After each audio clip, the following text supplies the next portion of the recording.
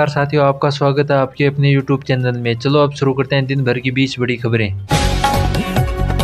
4 दिसंबर को भारत जोड़ो यात्रा राजस्थान में प्रवेश करेगी। इससे पहले कांग्रेस की गुटबाजी फिर से सामने आने लगी है। सचिन पायलट कैंप के विधायक अब नया सीएम फैसले की तैयारी करने लगे हैं तथा उन 3 नेताओं पर भी कार्रवाई की खुलकर बात करने लगे हैं जिन्हें नोटिस दिया गया था। इसी बीच अजय माकन के इस्तीफे पर भी जंग छिड़ गई है। पायलट समर्थक उनका इस्तीफा स्वीकार नहीं करने की मांग कर रहे हैं। दिल्ली में एसबीआई बैंक में दिन दहाड़े 2 हथियारबंद लुटेरों ने बैंक खोलते ही हेलमेट पहन करके कैश काउंटर के पास पहुंचे तथा एक ने पिस्टल दिखा दी स्टाफ को तथा दूसरे ने कैश काउंटर के पास जाकर पैसों से भरा बैग पकड़ा और उठाकर चल दिया। बैग में 3 लाख रुपए बताए जा रहे हैं। पूरा घटनाक्रम 50 सेकंड में हो गया। अभी तक बदमाशों की कोई पता नहीं चला है। पुलिस सीसीटीवी फुटेज के आधार पर उनकी जांच कर रही है।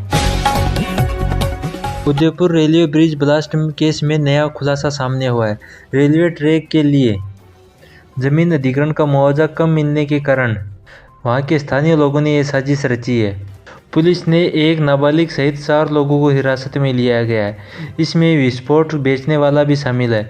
पूछताछ में आरोपियों ने बताया कि उनका उद्देश्य जनहानि नहीं था, सिर्फ सरकारी सिस्टम का ध्यान आकर्षित करने के लिए ये साजिश रची गई। में बुधवार रात को 5 जगहों पर चोरी वारदात सामने आई है। दुकान और घरों के बाहर लगे सीसीटीवी कैमरे में नकाबपोश चोर दिखाई दे रहे हैं। चोरी व सीसीटीवी फुटेज के बाद शहर के लोगों में गुस्सा है। लोगों ने एसपी से मुलाकात की तथा चोरों को जल्द पकड़ने की मांग की है। एसपी ने 21 नवंबर तक चोरों को पकड़ने का आश्वासन दिया गया है। राष्ट्रपति जगदीप धनखड़ 19 नवंबर को खेतड़ी आएंगे। इस दौरे को लेकर सभी तैयारियां जोरों पर हैं। यहां पर वायुसेना के अधिकारियों ने हेलीपैड का रिहर्सल किया।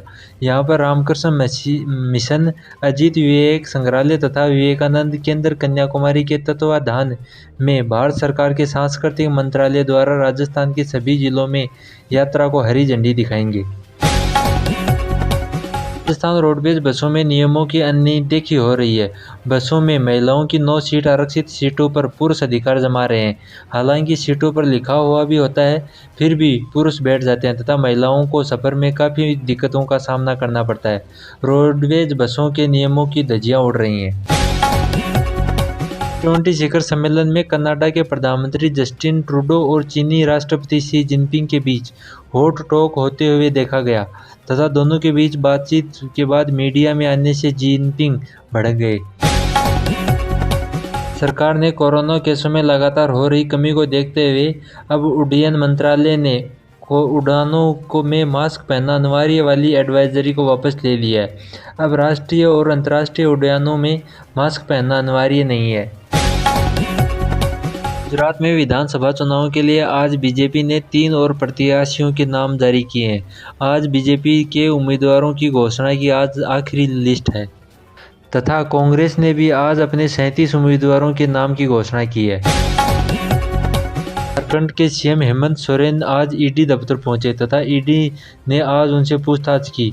सोरेन ने कहा कि पूरी जांच होने के बाद ही मुझ पर आरोप लगाना चाहिए था तथा सोरेन ने कहा कि मेरे साथ ऐसा बर्ताव कर रहे हैं जैसे मैं कोई देश छोड़कर भागने जा रहा हूं।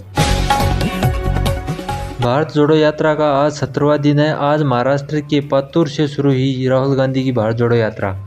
यात्रा में कई कांग्रेसी नेता व कार्यकर्ता दिखे। आज राहुल गांधी के साथ एक्ट्रेस रिया सेन भी शामिल हुई और सुशांत सिंह भी यात्रा में शामिल हुए। आम आदमी पार्टी के उम्मीदवार जरीवाल के नामांकन वापस लेने के बाद अब आम आदमी पार्टी अलर्ट हो गई है। अब आम आदमी पार्टी ने अपने उम्मीदवारों को अज्ञात जगहों पर शिफ्ट कर दिए हैं। गुजरात विधानसभा चुनाव में नामांकन वापस लेने की आज आखिरी तारीख थी।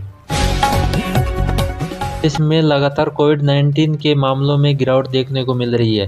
देश में पिछले 24 घंटों में कोरोना के 635 नए मामले सामने आए हैं, जिसके बाद सक्रिय मामलों की संख्या 7175 पर पहुंच गई है।